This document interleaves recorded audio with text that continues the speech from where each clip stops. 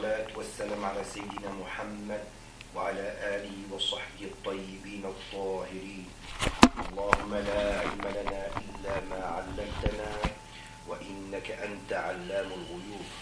اللهم علمنا ما ينفعنا وانفعنا بما علمتنا وزدنا علما. آمين. Par le nom de Allah, le tout miséricordieux, le miséricordieux. Je commence par l'évocation du nom de Allah, le premier dont l'existence n'a pas de début, celui qui existait avant toute chose et qui n'a pas subi de changement par la création de l'eau, du trône et des autres êtres créés. Ainsi, après avoir créé l'endroit qui a commencé à exister par l'existence de l'eau, il ne s'est pas trouvé dans un endroit. Et après avoir créé le trône, il ne s'est trouvé ni sur le trône, ni au-dessus de celui-ci. Il a le dessus de suprématie et non le dessus spatial. Il a l'élévation d'imminence et non l'élévation spatiale, et s'est éloigné de l'agrément de Allah, celui qui a rendu notre Seigneur dépendant de sa création. La louange est donc à Allah qui a dit dans son livre وَمَا قَدَرُ اللَّهَ حَقَّ قَدْرِهِ. Interprétation: et ils n'ont pas apprécié Allah à sa juste valeur. Allah a les attributs et les noms de la perfection absolue, dignes de sa réalité et qui sont exempts de toute imperfection. Nous croyons donc aux attributs de notre Seigneur en affirmant qu'ils ne sont pas ceux de la corporalité ou de la description physique. لَيْسَ كَمِثْلِهِ شَيْءٌ وَهُوَ السَّمِيعُ الْبَصِيرُ. Interprétation: aucun être ne lui ressemble et il est l'entendant et le voyant. Et que Allah augmente le degré et les bénédictions de notre maître Muhammad sallallahu alayhi wa sallam qui a dit Al-Anbiya'u ikhwatun ya'allat ummahatun shatta wa dinuhum wahid. Interprétation: les prophètes sont frères, leurs mères sont différentes et leur religion est la même. Qualifiés par la véracité, la fiabilité, la sagacité et la transmission de la révélation, tous les prophètes ont enseigné à leur peuple l'unicité de Allah. Le messager de Allah sallallahu alayhi wa sallam a dit: la meilleure parole que j'ai prononcée ainsi que les prophètes qui m'ont précédé est: il n'est de Dieu que Allah. Ceci étant dit, nous poursuivons l'enseignement du livre de l'imam As-Sanusi, al-Barahi, intitulé en français La mer d'épreuve, et nous étions arrivés sur ce qu'il est impossible d'attribuer aux prophètes. Nous avions dit qu'il était impossible de leur attribuer le mensonge, étant donné qu'Allah Ta'ala a confirmé leur véracité par le miracle. Et nous continuons aujourd'hui à citer ce qui est impossible à leur sujet. L'auteur, il a dit qu'Allah Ta'ala lui fasse miséricorde. ويستحيل في حقهم عليهم الصلاة والسلام أضداد هذه الصفات وهي الكذب والخيانة بفعل شيء مما نهوا عنه نهي تحريم أو كراهة وكتمان شيء مما أمروا بتبليغه للخلق. Donc, interprétation: il est impossible à leur sujet que davantage de miséricorde et de sérénité leur soient accordées, les opposés de ces attributs. Il s'agit du mensonge que nous avons vu la semaine précédente. Du mensonge, de la transgression en effectuant une chose qui leur était demandée d'abandonner. Qu'il s'agisse d'une interdiction ou d'un déconseillé, et de la dissimulation de ceux dont ils ont eu ordre de transmettre à la création. Donc je répète, l'auteur il a dit qu'Allah Ta'ala lui fasse miséricorde. Il est impossible à leur sujet, alayhimus salat wassalam, les opposés de ces attributs, c'est-à-dire les trois attributs que nous avons cités, à savoir la véracité, l'obligation de transmettre et la fiabilité. Donc il est impossible à leur sujet les opposés de ces attributs. À savoir, il s'agit quoi les opposés? Il s'agit du mensonge, que nous avons expliqué la semaine dernière, de la transgression en effectuant une chose qui leur a été demandé d'abandonner, qu'il s'agisse d'une interdiction ou d'un déconseillé, nous allons expliquer, et de la dissimulation de ce dont ils ont eu ordre de transmettre à la création. Donc, explication.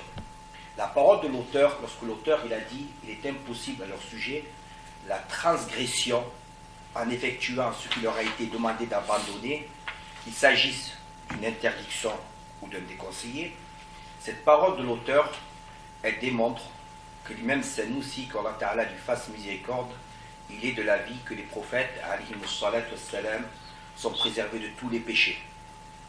Même des petits péchés dont l'accomplissement ne demande pas un rabaissement.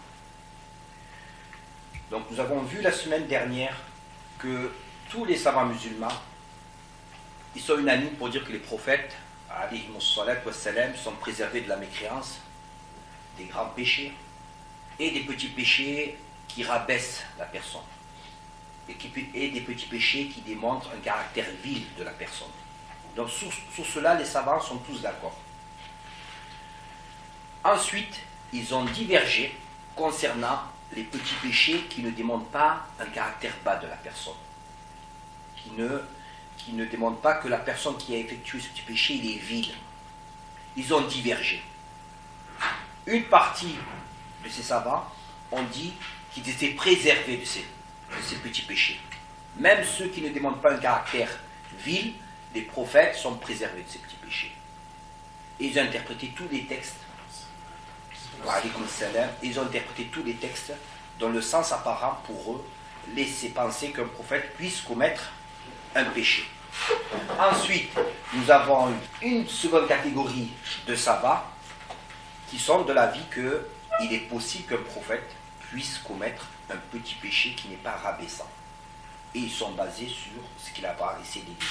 Parmi les portes du Coran, وَعَصَى آدَمُ رَبَّهُ dans l'interprétation, et Adam désobéit à son Seigneur. Donc, nous avons vu qu'il y a, concernant les petits péchés qui ne sont pas de bassesse, parce que nous avons dit que les petits péchés de bassesse, tous les savants sont unanimes pour dire que les prophètes en sont préservés. Mais concernant les autres petits péchés, nous avons vu qu'il y a divergence. Une partie des savants nous ont dit que c'est impossible, et c'est l'avis de l'imam Sanoussi. Une autre partie, ils ont dit que c'est possible. Qu'est-ce que ça veut dire c'est possible? Ça ne veut pas dire qu'ils le commettent. C'est possible qu'un prophète parmi les prophètes, ça ne veut pas dire que tous les prophètes ont commis un petit péché. Ça peut arriver. Et comment nous le savons? C'est qu'Allah Ta'ala nous informe. Comme le récit au sujet de Adam qui s'approchait de l'arbre. Donc, même Sanoussi il est de cet avis-là, que les prophètes sont préservés de tous les péchés, même les petits péchés qui ne sont pas rabaissants. Donc, de même, l'auteur, il est de l'avis que le jugement du déconseillé ne s'applique pas sur les prophètes, car selon cet avis, les prophètes commettent le déconseillé pour enseigner qu'il ne s'agit pas d'une interdiction. Donc, lui-même Sanoussi, qu'Allah Ta'ala lui fasse miséricorde, il est de l'avis qu'ils sont préservés de tous les péchés, sans exception, et même du déconseillé. Ça veut dire quoi pour lui?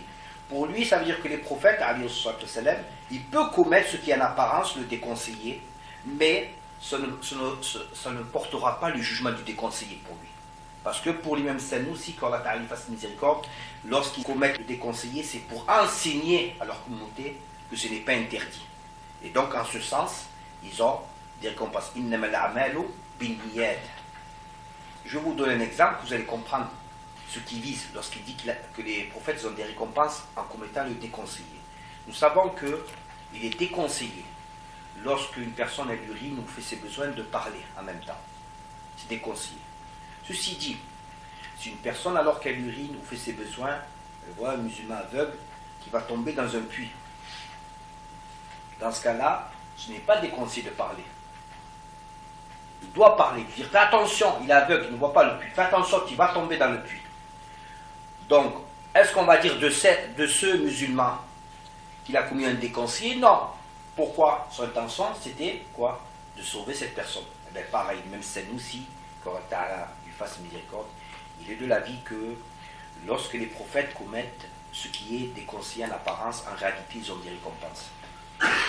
Parce que leur intention est d'enseigner à leur peuple que ce n'est pas interdit. Et en cela, ils ont des récompenses. Donc, le déconseillé, bien entendu, celui qui l'abandonne par recherche de l'agrément d'Allah Ta'ala, il a des récompenses. Mais s'il accomplit, il n'a pas de récompense. il n'a pas de péché. Donc, cette parole de l'auteur au sujet des prophètes, qu'il est impossible la transgression en effectuant ce qui leur a été demandé d'abandonner, qu'il s'agisse d'une interdiction ou d'un déconseillé, elle démontre que l'auteur est de l'avis que les prophètes, wassalam, sont préservés de tous les péchés, même des petits dont l'accomplissement ne démontre pas un rabaissement. De même, il est de l'avis que le jugement du déconseillé ne s'applique pas sur les prophètes, salam, car selon cet avis, les prophètes commettent le déconseillé pour enseigner qu'il ne s'agit pas d'une interdiction. Ils obtiennent donc de son accomplissement, selon cet avis, des récompenses et ne sont donc pas concernés par le jugement qui s'applique à celui qui commet un déconseillé. Ainsi est arrivé que le prophète sallallahu alayhi wa sallam, en procédant à l'ablution, ne lave qu'une seule fois les membres, tout comme il lui est arrivé d'uriner debout. Et en cela, il a obtenu des récompenses. Donc, ça a été rapporté dans l'enseignement prophétique que le prophète sallallahu alayhi wa sallam a déjà fait la petite ablution en ne lavant qu'une fois les membres. Et ça a été rapporté aussi qu'on l'a déjà vu uriner debout, sallallahu alayhi wa sallam. Et donc, le concernant, ces actes-là, bien qu'ils soient déconseillés, le concernant, il a des récompenses. Pourquoi? Parce que lorsqu'il a uriné debout, c'est pour nous enseigner qu'il n'est pas interdit d'uriner debout.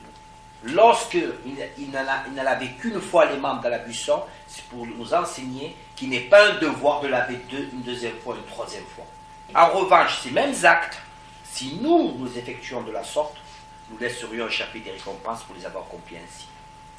Donc ces mêmes actes, si nous l'avons une fois, lors des ablutions, nous l'avons une fois les membres à laver, et nous urinons, par exemple, debout, eh bien nous laisserions passer des récompenses. Pourquoi? Nous aurions commis ce qui était conseillé. Il est impossible aussi au prophète, alayhi salam, de dissimuler quoi que ce soit de ce qui leur a été ordonné de transmettre à la création. Donc, parmi ce qui est impossible au sujet des prophètes, alayhi salam, c'est de dissimuler, c'est de cacher quoi que ce soit de ce qui leur a été ordonné de transmettre à la création, c'est-à-dire aux humains et aux djinns de leur communauté. Cela sous-entend aussi qu'il est impossible qu'ils déforment ou modifient la révélation. Ça veut dire quoi? Quand on dit qu'il est impossible qu'ils dissimulent quoi que ce soit de ce qui leur a été ordonné de transmettre, cela sous-entend qu'ils ne la modifient pas. Et cela sous-entend aussi qu'ils ne la déforment pas. Ni de leur propre gré, ni sous la contrainte. Ce qui leur a été ordonné de transmettre, ils l'ont transmis. Qu'est-ce que tu veux dire par de la contrainte? Ni sous la contrainte, oui. Ça veut dire, par exemple, Sidna Yahya alayhi salam. Sidna Yahya, il a affirmé que le mariage de l'homme avec sa belle-fille, la fille de sa femme, c'est haram. Et ça lui a valu quoi? On lui a coupé la tête pour ça. On va voir dire ça. Donc là, il y avait une menace de mort effective. Eh bien, il est resté dessus. Il n'est pas revenu dessus. Mais aussi, ça sous-entend qu'il y a certains propos que j'ai cités dans mon livre qui sont attribués faussement à notre prophète Mohammed sallallahu alayhi wa sallam lorsqu'il récitait la sourate An-Najm. Lorsqu'il récitait la sourate An-Najm, certains ont affirmé à son sujet des choses qui sont contraires à l'enseignement sur la croyance au prophète. Je vais les citer, Inch'Allah ta'ala. Donc cela sous-entend, lorsqu'on dit qu'il ne dissimule rien de ce qui leur a été ordonné de transmettre, cela sous-entend qu'il ne la modifie pas. Parce que s'il modifie, ça veut dire qu'il dissimule quelque chose. Il ne la déforme pas. Ni de leur propre gré, ni sous la contrainte. Ainsi, l'histoire sur laquelle Iblis aura ajouté des paroles dans la bouche du prophète sallallahu alayhi wa sallam lors de la récitation de la sourate An-Najm est une calomnie et il faut s'en méfier. Alors il y a une histoire qui rapportait que le prophète alayhi salam il récitait des paroles de sourate An-Najm dans le sens en français, et voyez-vous, Al-Lata et Al-Uzza sont des idoles. Ce sont des idoles qui étaient adorées par des idolâtres de la Mecque. Et ensuite, il a récité, voyez-vous, Al-Lata et Al-Uzza et Manata, cette troisième idole. Ça, c'est l'interprétation de la parole du prophète. Il a fait une pause de lecture. Il a fait une pause de lecture, comme lorsqu'on récite, on prend de la respiration. Lui, il a fait une pause de lecture. À ce moment-là, lorsqu'il a fait une pause de lecture, Satan, le maudit, est allé auprès des mécréants idolâtres. Il leur a insufflé dans leur oreille, il leur a insufflé, voici ces beautés élevées dont l'intercession est espérée. Donc le prophète, il a fait une pause. Qu'est-ce qu'il a fait, Satan? Il a profité au cours de cette pause d'aller dire, souffler dans les oreilles des idolâtres, cette parole, voici ces beautés élevées, en parlant de ces idoles que le prophète a citées, voici ces beautés élevées et dont l'intercession est espérée. Les mécréants idolâtres, ils ont cru que c'était le prophète, salam, qui avait dit ça. Et lorsque le prophète s'est prosterné, ils sont prosternés avec lui, ils étaient contents. Alors qu'en réalité, le prophète, salam, il n'a jamais tenu de tels propos. Allah Ta'ala, il a démenti dans le Coran que le prophète aurait prononcé ces propos. Allah Ta'ala dit au sujet du prophète, وَمَا يَنْطِقُ عَنِ الْهَوَىٰ إِنْ هُوَ إِلَّا وَحْيٌ يُوحَىٰ. Il ne prononce rien sur l'effet d'une passion. Ce n'est qu'une révélation qui lui est révélée.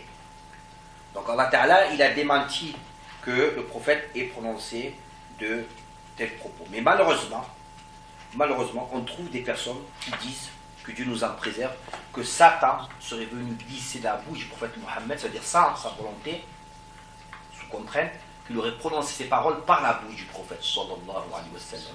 Et ça, c'est une calomnie, c'est un mensonge. Satan n'a pas d'emprise sur les prophètes, ni en état d'éveil, ni lorsqu'il dort. Ni en état d'éveil, lorsqu'il dort déjà, il n'a pas d'emprise sur les prophètes. Emprise, c'est-à-dire C'est-à-dire que toi, quand tu dors, Satan, il peut t'inspirer des mauvais rêves. Il peut rentrer dans tes rêves. Les prophètes, non. C'est pour ça que tout ce que les prophètes ils voient en rêve, c'est une révélation. Donc déjà, alors qu'ils dorment, et il faut rappeler que les prophètes, lorsqu'ils dorment, ce sont leurs yeux qui dorment. Ce sont leurs yeux qui dorment. Ce n'est pas leur cœur. Déjà, lorsqu'ils dorment, qu'ils ont les yeux enfermés, Satan n'a pas d'emprise sur eux. Comment alors en état d'éveil, il aurait une emprise sur le prophète Mohammed sallallahu alayhi wa sallam. Ceux qui ont dit ça, en réalité, ils n'ont pas apprécié les prophètes à leur juste valeur. Ils n'ont pas apprécié les prophètes à leur juste valeur, oui. C'est qui a dit ça? On le retrouve dans certaines, malheureusement, on le retrouve dans certaines interprétations du Coran. On peut le retrouver dans des interprétations du Coran, parce qu'il faut savoir que les tafsirs, les interprétations du Coran, des fois ils rapportent des récits sans préciser que ces récits, ils sont faux. Pourquoi? Parce qu'il y a des interprétations du Coran qui n'ont pas été écrites pour le commun des musulmans. Ou du moins, le commun des musulmans, ils n'ont plus la science pour distinguer ce qui est vrai et ce qui n'est pas vrai.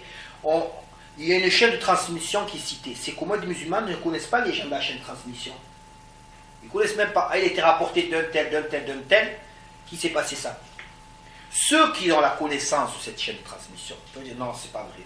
Lui, au milieu, c'est un menteur. Lui. Donc, eux, ils n'ont pas cette science. Donc, il y a un certain nombre de personnes qui rapportent ces récits sans avoir précisé que c'est un récit faux. Sans préciser que c'est un récit faux. C'est pour ça qu'il faut revenir à la base. La croyance de base que les prophètes, il est impossible qu'ils transmettent ce qu'Allah Ta'ala ne leur a pas ordonné de transmettre. Et comment ils transmettent? Déjà, ils ont été envoyés pour appeler les gens à l'adoration d'Allah Ta'ala. Comment ils vont appeler à l'adoration des idoles? Donc il faut chaque fois revenir à la base. Il y a des versets explicites. Il dit وَمَا يَنْتِقُ عَنِ الْهَوَىٰ, il ne prononce rien sous l'effet d'une passion.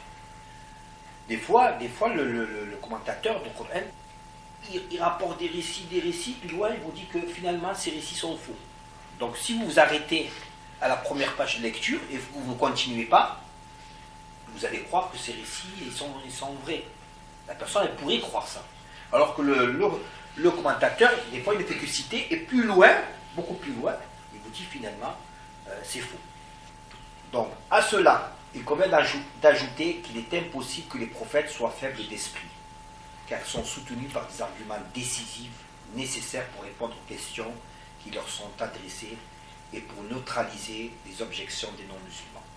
Donc nous avons dit que l'auteur, qu'Allah Ta'ala lui fasse miséricorde, aussi, il avait cité qu'il était un devoir de reconnaître à tous les prophètes la véracité la fiabilité, al-isma, on peut dire la préservation aussi, et l'ordre de transmettre tout ce qu'il a été ordonné de transmettre. On a dit qu'il n'avait pas cité un quatrième point qui était la sagacité, l'extrême intelligence. Donc il n'a pas cherché à démontrer ce quatrième point parce que lui ça va de soi. Sans parler du Créateur, n'importe quel roi, lorsqu'il envoie un émissaire, il va chercher celui qui est le plus compétent, le plus éloquent. Ça pour les êtres humains déjà. Pour les êtres humains, lorsqu'il envoie un émissaire qui va parler en son nom, est-ce qu'il va prendre quelqu'un qui bégaye? Non. Est-ce qu'il va prendre quelqu'un qui est faible d'esprit? Non. Donc, un roi, il va chercher quelqu'un qui va parler en son nom, et qui sait très bien s'exprimer, et qui est très beau physiquement. Est-ce qu'il va envoyer une personne qui est handicapée physiquement? Non. Pourquoi? Ce n'est pas en soi preuve de véracité, mais le fait que les personnes, ils se soucient de l'apparence. On accorde plus d'importance à quelqu'un qui a un beau visage. C'est pour ça qu'il est plus facile de tromper par quelqu'un qui a un beau visage qui est beau que quelqu'un qui a une apparence qui est laid. Donc, n'importe quel roi, il envoie, lorsqu'il va envoyer un émissaire, il va choisir quelqu'un qui est très beau, très éloquent, très intelligent.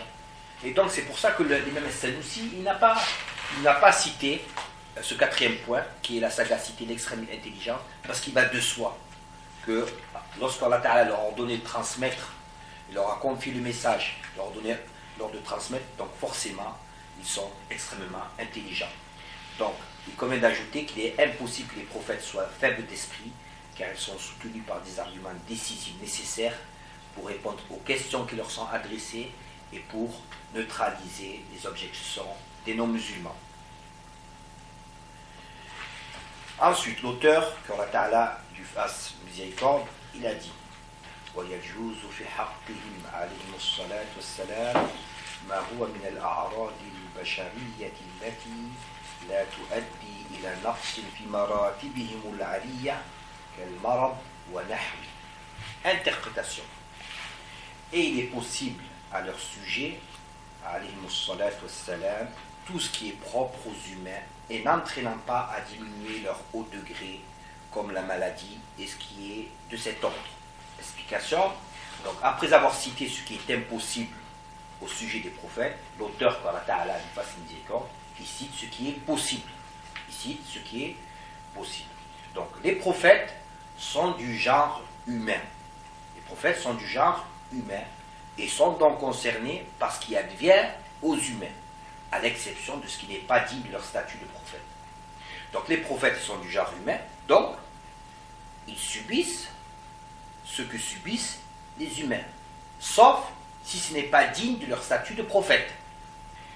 Donc, à l'exception de ce qui n'est pas digne de leur statut de prophète et de tout ce qui serait une entrave à la propagation du message qu'ils ont à transmettre. Il est donc possible qu'un prophète puisse être touché par la maladie, à condition que celle-ci ne soit ni répugnante, ni repoussante.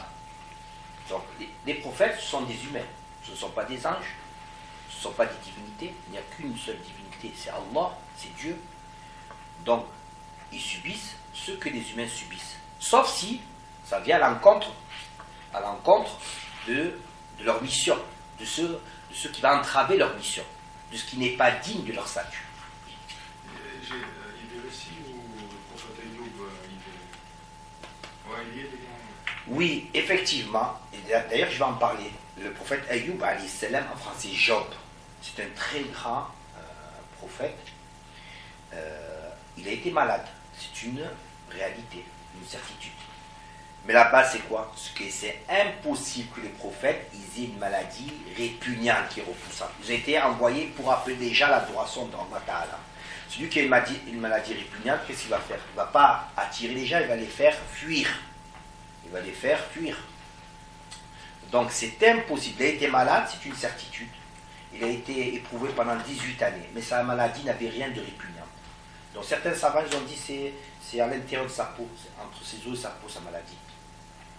Et d'autres ont donné d'autres explications que c'était une fièvre, qu'il avait la fièvre. Il y a eu plusieurs. Mais en aucun cas, parce que la fièvre ce n'est pas répugnant. En aucun cas c'était une maladie ou selon ce qui est rapporté, sont de faux récits, ce qu'on appelle des récits israélites qui sont faux, qui sont d'origine israélite, et qui disent que notre maître Ayoub, Job, a été atteint d'une maladie à tel point que son corps se découpait, que des vers sortaient de son corps. Ça, c'est un récit mensonger. Et pourquoi ils ont monté sur ce prophète? Et- Pas sur un autre, J'ai compris.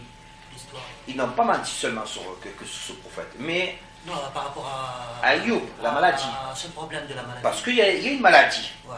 Lorsqu'il n'a pas été enseigné aux gens, que cette maladie n'était pas répugnante. Donc, lorsque l'ignorant il parle, il peut attribuer n'importe quoi à un prophète. N'ont-ils pas attribué à Allah Ta'ala la fatigue, qu'il a créé les cieux et la terre et ensuite il s'est reposé? N'ont-ils pas attribué à Allah Ta'ala, bien plus qu'un prophète, à Allah Ta'ala, ils ont attribué ce qui n'est pas digne de Allah Ta'ala. Alors comment eux, ils vont avoir ce recul pour dire non, c'est un prophète, respectons-le. Ils n'ont pas respecté le Créateur. Il ne faut pas s'étonner qu'ils ne respectent pas les êtres créés. Un prophète, ou même des enfants innocents. Il ne faut pas s'étonner de cela. Donc le prophète Ayoub, alayhi salam, Job en français, il a été malade. Il a eu une épreuve qui a duré 18 ans. Mais les récits qui lui sont attribués sur laquelle son corps se décomposait et que des vers sortaient de son corps, ce sont des récits faux israélites. Et je les ai cités. Mensonges, bien entendu. Je les ai cités dans mon livre Réponse concrète aux erreurs commises sur les prophètes. Réponse concrète. Celui dans le corps est préservé dans la tombe des vers. Ils ont préservé les vers dans la tombe. Bien entendu, ce que dit Cheikh Samir est très intéressant, à savoir que Allah Ta'ala, il a préservé le corps des prophètes dans leur tombe. C'est-à-dire que lorsqu'ils sont mis en terre, Allah Ta'ala a interdit à la terre de manger leur corps. Tous les prophètes? Tous les prophètes. Allah Ta'ala, il a préservé à la terre de manger leur corps. Leurs corps sont déjà préservés alors qu'ils sont plus de ce monde. Ils sont plus vivants à la surface de la terre. Alors comment de leur vivant? Parce qu'on est sujet au vers dans la tombe. Voilà. Parce qu'on le sait très bien, après une certaine période, le corps il se décompose dans la terre, sauf ce qu'Allah Ta'ala il a voulu préserver parmi eux, les prophètes, les martyrs de guerre et ceux qui sont similaires. Certains grands walis, savants, on a découvert leur corps après un grand nombre d'années, 200 ans, 300 ans, 400 ans, 500 ans, leur corps était intact, comme s'ils avaient été enterrés il y a 1 heure. Comme s'ils avaient été enterrés il y a 1 heure. Donc Allah Ta'ala, il a préservé le corps des prophètes dans la tombe, mais aussi de leur vivant. Donc c'est impossible cette histoire. Et j'ai mentionné celui qui veut plus de détails sur cette histoire. Il lit mon livre, Réponse concrète aux erreurs commises sur les prophètes, que j'ai écrit pour défendre justement les prophètes, ces histoires mensongères qui leur sont attribuées. Il est donc possible qu'un prophète puisse être touché par la maladie, à condition que celle-ci ne soit ni répugnante ni repoussante. Ainsi, la maladie du prophète Ayoub alayhi salam n'était ni répugnante ni accompagnée de vers. Et les prophètes Ya'qub et Shu'aib n'étaient pas aveugles. Les prophètes Ya'qub et Shu'aib n'étaient pas aveugles. Quant au prophète Ya'qub alayhi salam, Jacob en français, le prophète Jacob, il a un autre nom, il s'appelle Israël. Israël. Le prophète Mohammed sallallahu alayhi wa sallam, il a aussi plusieurs noms. Il s'appelle Ahmed. Le prophète Mohammed, parmi ses noms, il y a Al-Hashir, Al-Mahi, Ahmed. Donc, le prophète Ya'qub, il a plusieurs noms. Parmi ses noms, c'est Israël.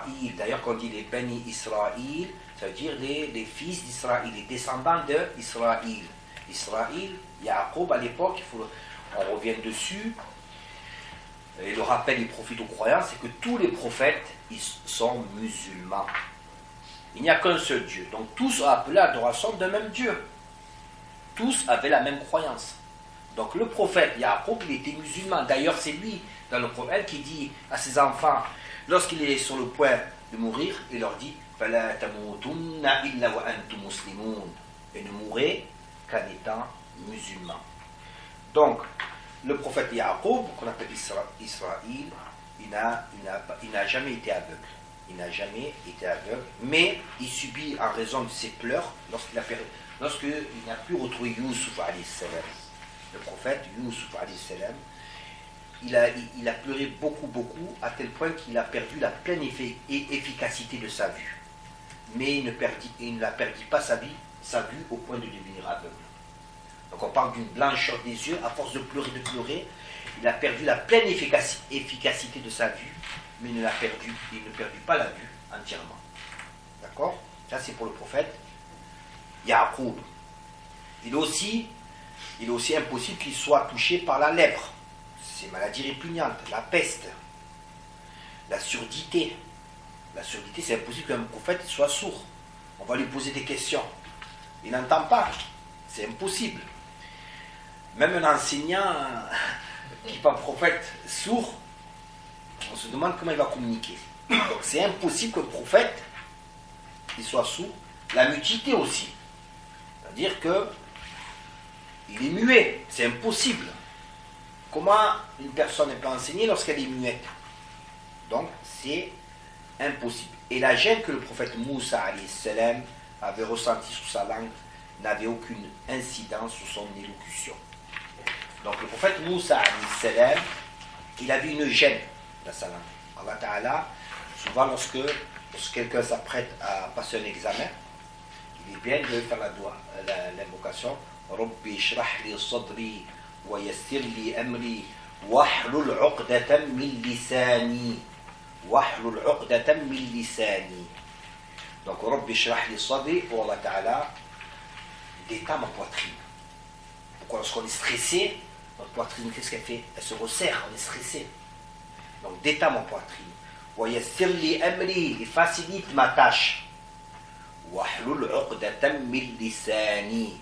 Et ôte la 'uqda qui est sur ma langue. La 'uqda est sur ma langue. Si on le prend mot à mot, c'est le nœud. Mais bien entendu, le prophète Moussa alayhi salam, il était très éloquent. Il ne bégayait pas. Mais cette 'uqda, on le regarde en arabe, c'est une gêne qu'il avait. C'est une gêne. Pourquoi? Une gêne qui n'altérait pas son élocution. D'accord? Comme moi par exemple, vous ne le savez pas là, mais je ne l'ai pas. Mais ça se peut qu'il m'arrive sur ma langue un bouton, j'ai un bouton. Il me gêne. Quand je vais manger, il me gêne. Quand je parle, il peut me gêner. Mais vous ne le savez pas. Mais ça me gêne quand je parle. Bon, là, ce n'est pas le cas. Où je peux avoir quelque chose entre mes dents, je viens de manger quelque chose entre mes dents, il y a quelque chose qui me gêne. Donc quand je parle, vous n'allez pas le remarquer, mais ça peut me perturber à moi. Donc, Moussa alayhi salam, il avait une gêne dans sa langue. Ça ne veut pas dire qu'il bégayait. Il n'y a pas de texte dans le Coran ou dans l'enseignement du prophète alayhi salam qui nous dit que Moussa est bégayé. On nous parle qu'il y a une gêne. Qu'est-ce que cette gêne? Elle n'a pas été évoquée dans les textes, explicitée. Comme l'arbre que Adam il a approché. Quel est cet arbre? Il n'a pas été explicité. C'est un arbre. On dit c'est un arbre. On dit Moussa alayhi salam, il a vu une gêne. Donc, elle vient d'où cette gêne? Bon, il faut connaître l'histoire de Moussa alayhi salam. C'est que Pharaon, je vous l'ai déjà raconté, mais le rappel profite aux croyants. C'est que Pharaon, il a fait un rêve. Pharaon, il a fait un rêve. Il a demandé l'interprétation de ses rêves à quelqu'un. Cette personne lui a dit qu'il y a un des enfants des Ben Israël. Il va naître et il va causer ta chute. La chute de ton royaume.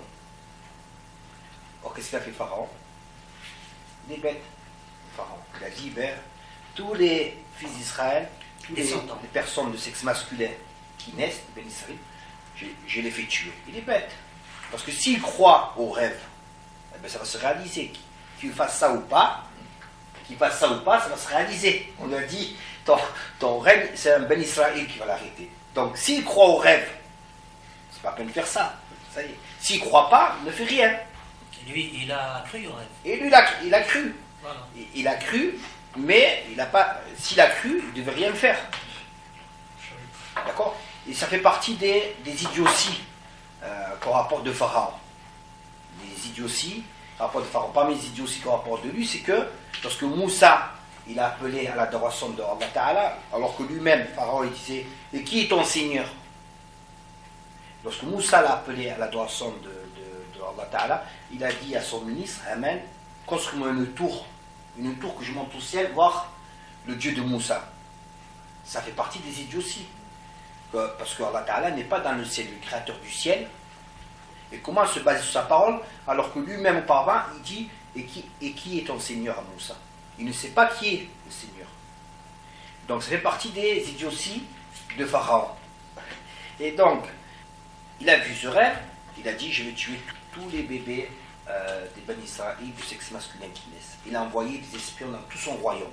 Les espions, c'était des accoucheuses. C'est-à-dire, si elle voyait un garçon, elle a informé Pharaon et il venait le tuer au Bani Israël. Et la mère de Moussa, alayhi salam, lorsqu'elle était enceinte, ça ne se voyait pas. Il y a des femmes on voit leur grossesse et elle, ça ne se voyait pas. Et donc elle a mis au monde. Mais de peur aussi qu'on le voit chez elle, il pleure un enfant. Il pleure, il pousse des cris. Donc elle a mis sur le Nil. Elle a mis dans... Voilà, j'oublie le mot en arabe, exactement le terme qui est employé dans le Coran. Donc elle a mis... En tout cas, elle a mis sur un support, il s'est emporté par les eaux du Nil. Qui a recueilli Moussa alayhi salam? La femme de Pharaon. La femme de Pharaon, c'est une sainte. C'est une musulmane. À cette époque, il n'était pas interdit à la femme musulmane de se marier avec un homme musulman. Ça fait partie des lois des autres communautés. Dans notre communauté, la communauté du prophète Mohammed sallallahu alayhi wa sallam, on a dit que la différence entre un prophète et les messagers, c'est que les messagers apportaient une nouvelle loi. Ils apportaient une nouvelle loi. Que les prophètes, eux, ils reçoivent la révélation, ils ont hors de transmettre la révélation, mais les prophètes n'apportent pas une nouvelle loi. Ils suivent la loi du messager auquel ils se rattachent. Donc, et le messager apporte une nouvelle loi. Donc parmi les lois qui étaient avant, parce qu'on a dit que la différence entre les prophètes, ce n'est pas une différence de croyance. Tous ont été envoyés par Allah Ta'ala. Tous ont enseigné la même croyance. Ce sont des différences de loi. C'est ça qui change entre les prophètes. Les communautés, c'est ça qui change. Dans les communautés antérieures, par exemple la communauté de Issa, il n'y avait pas d'eau, ils ne font pas la prière. Nous, il n'y a pas d'eau, on a le tayammum. C'est spécifique de notre communauté. Donc ce sont les lois qui changent. Allahumma salli ala sayyidina Muhammad. Donc la femme de Pharaon, elle a été musulmane.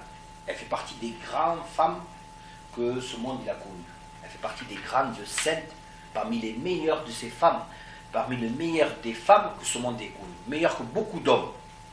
Meilleures que beaucoup d'hommes. Elles sont des musulmanes, mais meilleures que beaucoup d'hommes musulmans. Donc elle a recueilli, elle était contente, elle n'avait pas d'enfant, elle a recueilli. Et Pharaon, qu'est-ce qu'il a fait? Un jour, il a pris sur ses genoux à Moussa alayhi salam qui était petit. Qu'est-ce qu'il a fait Moussa? Il lui a tiré la barbe. Alors qu'il était nourrissant, il lui a tiré la barbe à Pharaon. Pharaon, il a dit, c'est lui qui veut me tuer. Ça va être lui qui va me tuer. Elle a dit, elle s'est interposée. Elle a dit, non, c'est un nourrisson, il ne sait pas trop. Regarde, on va faire une expérience. Elle a amené des braises. Elle a dit, on va voir s'il touche la braise, tu vas voir. C'est pas lui. Et qu'est-ce qu'il a fait? Parce que les enfants sont attirés par ce qui brille. Allah Ta'ala, il a fait que Moussa a touché la braise. Pourquoi? Pour qu'il soit préservé. Et lorsque la braise l'a touché, elle est tombée sur sa langue. Et depuis ce jour, il avait une gêne. Il était très éloquent, mais il avait cette gêne à cause de cette braise qui est tombée sur sa langue. Donc tout ça pour dire quoi? Qu'il était impossible qu'un prophète, alayhi salam, ne soit pas éloquent. Tous les prophètes sont éloquents. Le prophète Mohammed sallallahu alayhi wa sallam, il a dit lui-même, Allah Ta'ala n'a pas envoyé de prophète sans qu'il lui ait donné un beau visage, une belle voix. Et votre prophète est celui qui a le plus beau visage et la plus belle voix. Donc, pour dire quoi? Si vous voyez dans les écrits en langue française, en langue anglaise, ou en arabe, qui serait dit que le prophète Moussa alayhi salam il bégayait, ce n'est pas vrai. Allah Ta'ala n'envoie pas des personnes qui bégayent. Et n'importe quel roi de cette dunya, il n'envoie pas un émissaire qui bégaye. Ce n'est pas vrai ça. Donc, de même, il est impossible que les prophètes soient touchés par la folie, alors que la fièvre ou l'évanouissement est possible à leur sujet. Donc c'est impossible que les prophètes ils perdent la raison. alors qu'ils dorment, non, ils ne perdent pas la raison. Ils sont conscients qu'ils dorment. C'est leurs yeux qui dorment. Donc il est impossible qu'ils perdent la raison. Une fois aussi, il est rapporté que le prophète alayhi salam et les compagnons sont arrivés dans une vallée. Ils sont arrivés dans une vallée. Et le prophète l'a dit à Bilal, radiyallahu anhu, il a dit réveille-nous pour le saubh. Réveille-nous pour le saubh. Qu'est-ce qui s'est passé? On a dit que les prophètes, leurs yeux sont fermés, mais leur cœur reste éveillé. Mais Allah Ta'ala, il a fait dormir le cœur du prophète. Il s'est endormi là. C'est Allah Ta'ala qui a voulu. Et Bilal ne s'est pas réveillé. Ils sont réveillés à quel moment? Alors que le temps du saubh était terminé. Pourquoi? Pour nous enseigner à nous que ce n'est pas un péché, celui qui a dormi tout le temps du saubh, qui n'a pas commis de péché. Comment? Pour nous enseigner comment rattraper la prière. Donc, le prophète l'a dit à Bilal, réveille-nous. Lui, le prophète, pourquoi il ne s'est pas réveillé? Parce que c'est Allah Ta'ala qui l'a fait dormir. Et ensuite, le prophète l'a dit, dans cette vallée, il y a un démon. Et ce démon, c'est lui qui a fait endormir les yeux de Bilal. Ce démon, c'est lui qui a fait endormir Bilal. Mais le prophète, alayhi salam, ce n'est pas le démon. C'est Allah Ta'ala. Ils sont préservés des démons. Donc ici, on a eu un récit que le prophète s'est endormi, mais pourquoi? C'est Allah Ta'ala qui l'a fait endormir pour nous enseigner à nous. Pour nous enseigner. Le prophète, c'est un enseignement. Donc lorsque le temps du saubh il est passé, il n'a pas commis de haram. Il n'a pas dit qu'il faut faire des istighfar. Allez, on demande plus pardon à Allah Ta'ala, on a commis un péché. Non, ils ont rattrapé la prière. Et donc, pour dire quoi? Que les prophètes, ils ne sont jamais touchés par la folie. Et je vous ai rapporté l'autre fois le récit que vers la fin de sa vie, le prophète Mohammed sallallahu alayhi wa sallam, lorsqu'il était malade, la maladie qui a conduit, qui a fait qu'il allait quitter cette vie d'ici-bas, il a demandé à ce qu'il lui apporte un livre pour écrire. Nous avons dit que le prophète ni n'écrivait, ni ne lisait. Mais c'est un miracle, s'il écrit, c'est pas un miracle. Il a voulu transmettre à sa communauté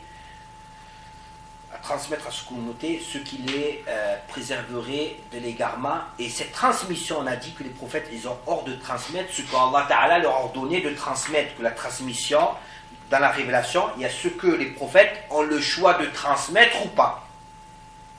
Ils ont une catégorie de la révélation où est donné le choix au prophète de transmettre cette partie de la révélation ou non. S'il veut la transmettre, s'il veut, ne la transmet pas. Dans les deux cas, il ne commet aucun péché. Et ce livre, il fait partie de ce qu'il avait le choix de transmettre ou pas. Donc il a voulu leur transmettre. Il a vu qu'ils ont commencé à s'agiter, les compagnons, à parler. Il s'est abstenu. Et plusieurs jours se sont écoulés, il ne l'a pas transmis. Donc il n'est pas devenu fou. Il ne faut pas croire qu'il a perdu la tête. Ah, apportez-moi un livre, je vais écrire. Celui qui dit ça, c'est une mécréance. La mécréance, c'est une atteinte au prophète, alayhi salam. Parce que dire qu'un prophète, il devient fou, c'est mettre en cause toute la révélation. Qui ne nous dit pas lorsqu'il a dit cette loi qu'il avait perdu la raison? Ça remet en cause toute la révélation. Donc un prophète, alayhi salam, ils ne sont jamais touchés par la folie. Ensuite, la sorcellerie. La sorcellerie, il faut savoir que la sorcellerie, il y a plusieurs sortes de sorcellerie. On a dit que les démons, ils n'ont pas d'emprise sur la personne.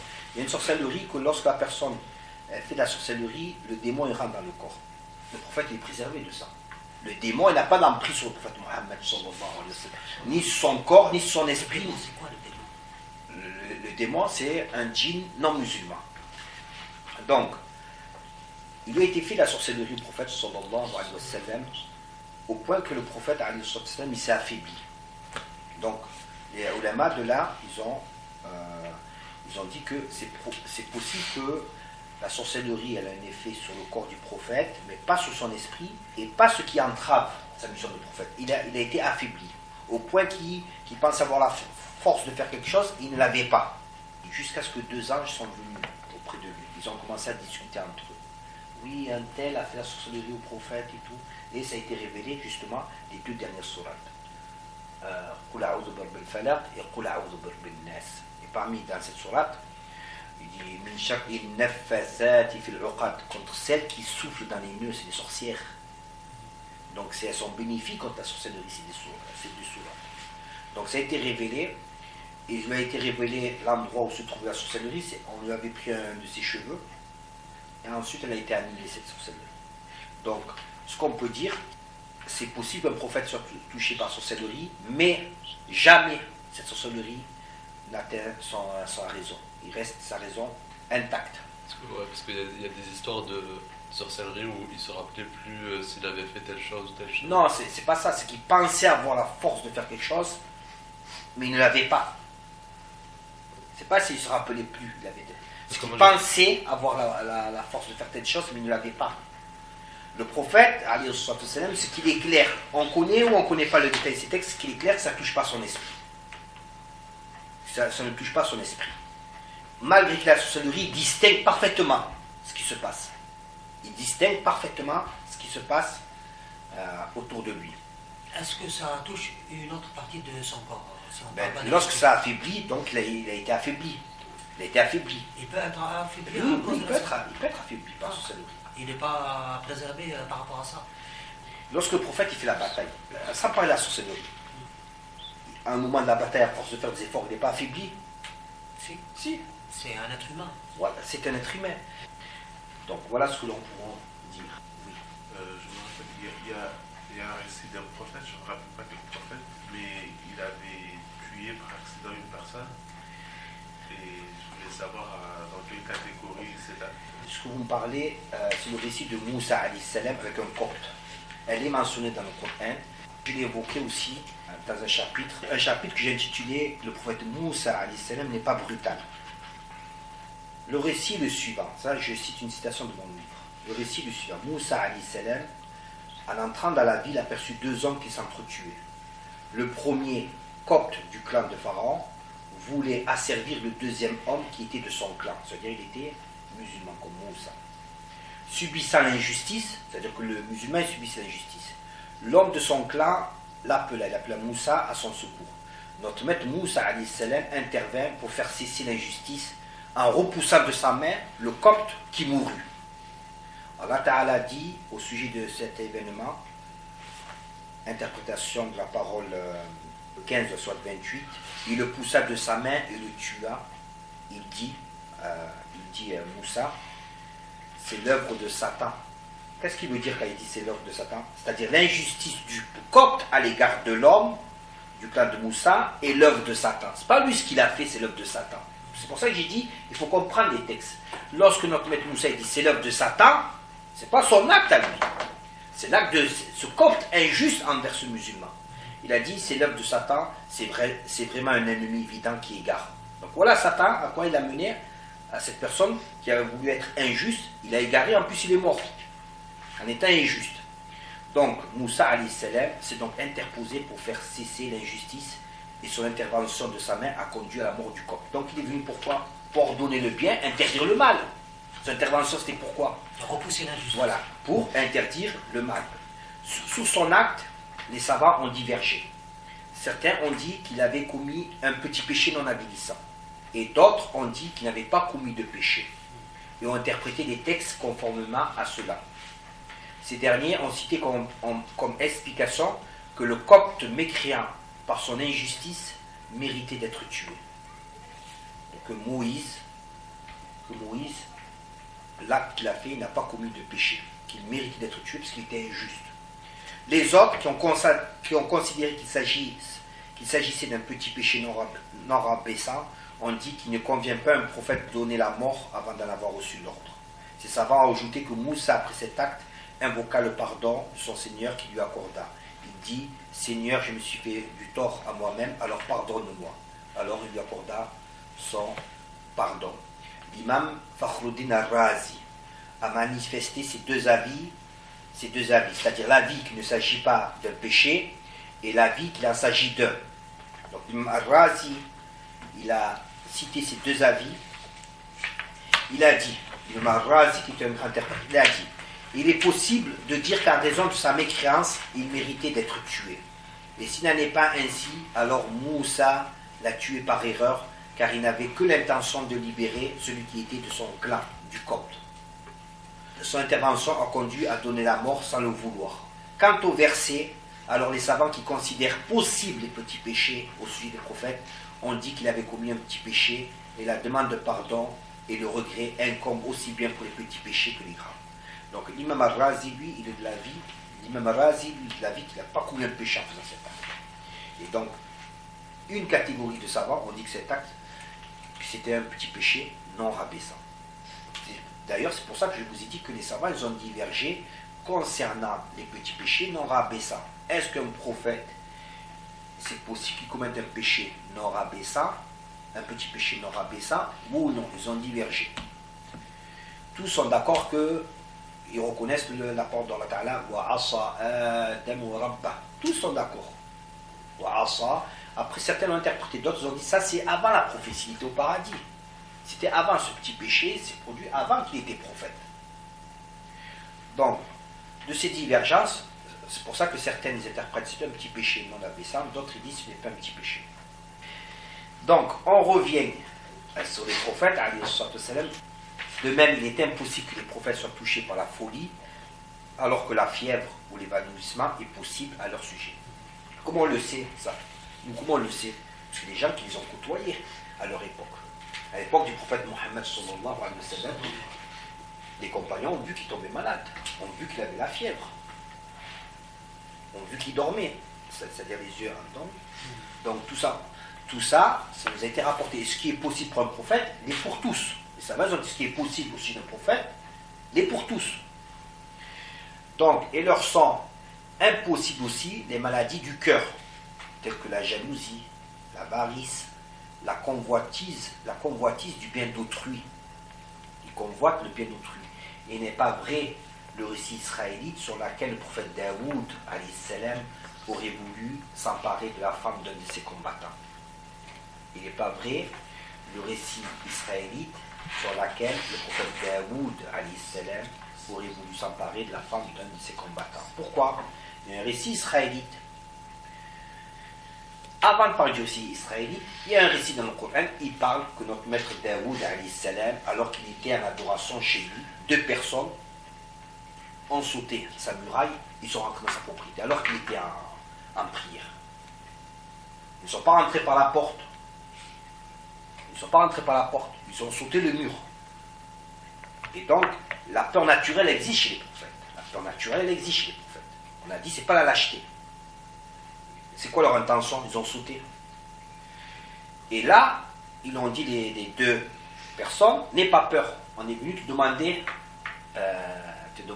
au sujet, on a une question diverge. Voici mon frère, celui-ci il a 99 brebis, et moi j'en ai une, et il veut les rassembler avec moi. Donne-nous ton jugement sur cela. Le prophète Daoud, alayhi salam, il faut savoir que les prophètes, tous les prophètes, tous les jugements qu'ils donnent, tous les jugements religieux qu'ils donnent, ils sont corrects. Ils sont corrects. D'accord? Tous les jugements religieux qui sont corrects. Des fois, il peut y avoir des divergences entre 2 personnes. Il peut lui demander, le prophète, alayhi salam, fais ça. C'est-à-dire, passe l'éponge. Fais telle chose. D'accord? Donc, tous les jugements qu'ils donnent, les prophètes, ils sont corrects. Ils ne se trompent jamais. Parce que c'est de la révélation. C'est la révélation. Donc, c'est un jugement. Ouais. Si le prophète qui est envoyé par Allah Ta'ala, il se trompe dans les juges, qui va pas nous dire que notre juge va se tromper? Donc, tous les jugements qu'il donne, ils sont corrects. Donc, il a émis son jugement, et son jugement, il est correct. On parlait de quoi dans l'histoire? On parlait de brebis, Naja. Ce terme en arabe, Naja, on l'emploie pour parler des brebis, mais aussi pour des femmes, on l'emploie. Comme en français, le mot gazelle. On l'emploie pour des animaux, mais on l'emploie pour... C'est ma gazelle, on l'emploie aussi pour les femmes, entre guillemets. Vous avez déjà entendu ce mot, hein? Donc, en arabe, le mot naja, il s'emploie pour les brebis, mais il s'emploie aussi pour les femmes. Mais le premier sens de ce terme, c'est quoi? C'est le mot brebis. Et il nous est interdit, parmi les règles d'interprète du Coran, il nous est interdit de se détourner du sens apparent pour un second sens, pour notre sens, s'il n'y a rien qui nous appelle à se détourner de ce sens. On doit prendre les termes tels qu'ils sont, sinon ça serait quoi? Ça serait l'anarchie. Chacun dirait, non, moi c'est visé autre chose. Donc ici on parle de brebis, ce sont bien des brebis. Ce sont bien des brebis qui est question. À partir de là, il y a un récit israélite qui tournait chez les Juifs, qui tourne d'ailleurs encore, selon laquelle le prophète Daoud, alayhi salam, il serait tombé amoureux d'une femme. Après, il raconte beaucoup, il y a des détails qu'un jour il a vu. Il raconte ça, même dans les textes, tu le trouves. Ce récit, il est cité, mais c'est un récit israélite. Et donc, il aurait vu, alors qu'elle se lavait nue, et qu'il serait tombé éperdument amoureux d'elle, et qu'il voulait la prendre en mariage, mais qu'on lui dit que c'est la femme de son commandant qui s'appelle Uriel. Alors, comme il a convoité cette femme, tout ça c'est très bas, c'est très bas. Comme il a convoité, ils disent que il a fait envoyer son mari Uriel à cette femme au combat Pour se faire tuer. En première ligne, et encore il donne un mot aux généraux, envoyez-le en première ligne, et lorsqu'il attaque, vous mettez en retrait pour se faire tuer. C'est n'importe quoi ça. Vous croyez que Daoud alayhi salam, il va faire tuer un musulman? Daoud il est musulman, on rappelle que tous les prophètes sont des musulmans. Alors là, que Daoud il fait tuer un musulman pour prendre sa femme, c'est très bas. C'est très Uriel, bas. il était musulman à l'époque. Je te dis, c'est un récit israélite. Ah d'accord. C'est un récit israélite. Mais Daoud, il a une armée. Il était roi et prophète, il a une armée. Donc, vous croyez, sans parler de ce récit, qu'il va faire tuer un musulman pour les biens de cette dunya? C'est vraiment très bas. C'est vraiment très bas. Donc, à partir de là, certains ont collé cette histoire à l'histoire des 99 brebis. Ils ont dit, Daoud, il avait 99 femmes. 99 femmes. Et il voulait s'attribuer une autre femme. Et donc, ils ont dit, ces deux personnes, ce sont des anges qui ont pris l'apparence pour lui dire ce que tu fais, c'est pas bien. Et ça, c'est un mensonge. C'est un mensonge qui est faux. Et ça, je l'ai expliqué aussi dans mon livre. Je ne vais pas vous dire le prophète Daoud, alayhi salam. Et aussi les deux plaideurs. Je termine avec ça. Et il faut savoir que Daoud, alayhi salam, Allah Ta'ala, il a dit à son sujet, l'interprétation de la parole 17 à soit 38, et évoque notre serviteur Daoud le fort. Il était de ceux qui se repentent. Lorsqu'il dit le fort de l'adoration.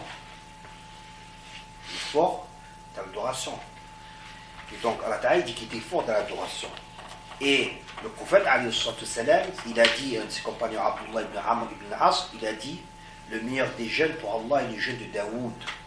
Et la meilleure des prières est la prière de Daoud. Il dormait la première moitié de la nuit, priait son tiers et dormait ensuite son sixième. Il jeûnait un jour et rompait le jour suivant. Donc il était très fort dans l'adoration, le prophète Daoud alayhi salam. Et il a dit aussi, le prophète alayhi salam, personne ne mange meilleure nourriture que ce qu'il a acquis par le travail de ses mains.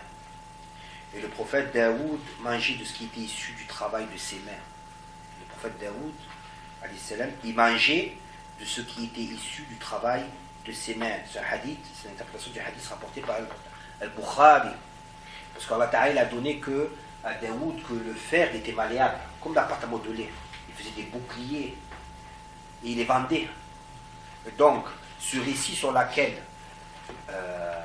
il se serait épris d'une femme, il aurait fait tuer son mari pour se l'accaparer, c'est un récit mensonger. En réalité, ce sont deux plaideurs qui sont venus demander, il y a eu cette histoire de deux plaideurs sont venus, ils ont demandé au sujet des brebis, et notre maître Daoud, alayhi salam, il leur a donné un avis qui est correct, en entendant la deuxième partie, même si elle n'est pas exprimée que la deuxième partie s'est prononcée, parce qu'il y a un frère qui a parlé, et le deuxième aussi l'a parlé, mais c'est pas mentionné le deuxième, il a donné son avis qui est correct. Ensuite, quand Daoud, parce que le problème qui s'est posé, c'est que comment Daoud demande pardon à Allah Ta'ala après ça? Parce que les prophètes sont pris de remords, je vous ai dit. Ils sont pris de remords, la dernière fois je vous ai dit, comme une personne, lorsqu'un membre de sa famille est décédé, cette personne qui est décédée, elle avait demandé à une personne, tu peux me prêter telle chose? Il dit non, je ne te prête pas. Tu peux m'apporter ailleurs? Non, je ne t'apporte pas. Et ensuite, quand elle meurt, cette personne, il a des remords. Pourquoi je ne lui ai pas prêté? Il a des remords, il s'en veut. Pourtant, ce n'est pas un péché ce qu'il a fait. Eh bien, les prophètes, c'est pareil. Ils font des actes, ce n'est pas des péchés en ce qui concerne là, mais ils ont des remords. Pourquoi? Je ne vais pas dire c'est la crème de la crème, mais c'est l'élite de l'élite, les prophètes. L'élite de l'élite. L'élite de l'élite sont les meilleurs des hommes. Donc, ce qui est moins qu'un péché, ils ont des remords. Donc, le remords qu'il a eu, le prophète Daoud, alayhi salam, c'est que, alors qu'il était en prière, il a eu peur alors qu'il était en prière. Pour lui, se dire comment j'ai perdu ma concentration. Alors que j'adore mon Seigneur. Qu'en ce moment-là, alors que je suis dans la prière, j'ai eu peur, j'ai été distrait. C'est pour ça qu'il a demandé pardon à Allah Ta'ala. Comme nous, lorsqu'on va aux toilettes, qu'on fait nos besoins, le prophète nous a enseigné à dire quoi lorsqu'on sort? Ghufranak. Qu'est-ce que ça veut dire Ghufranak, mot à mot? Je demande pardon. Pourquoi on a commis un péché pour aller aux toilettes? On a commis un péché pour dire quoi? Pour dire, oh Allah Ta'ala, pas dans le sens je m'excuse, mais j'ai laissé passer des récompenses. Quand j'étais aux toilettes, je n'ai pas fait du zikr parce que je faisais les toilettes. Élève-moi davantage. C'est une demande d'élévation, élève-moi davantage. Pour gagner les récompenses que tu n'as pas eues parce que tu faisais aux toilettes, tu n'as pas fait du zikr avec ta langue. Donc c'est dans ce sens que le prophète Daoud, alayhi salam, à la fin de la sourate, il demande à Allah Ta'ala, il fait l'istighfar. L'istighfar ici, il demande une élévation de degré. Inch'Allah Ta'ala, pour aujourd'hui, le cours est terminé. Y a-t-il des questions? Barakallahu fikum. On vous retrouve Inch'Allah Ta'ala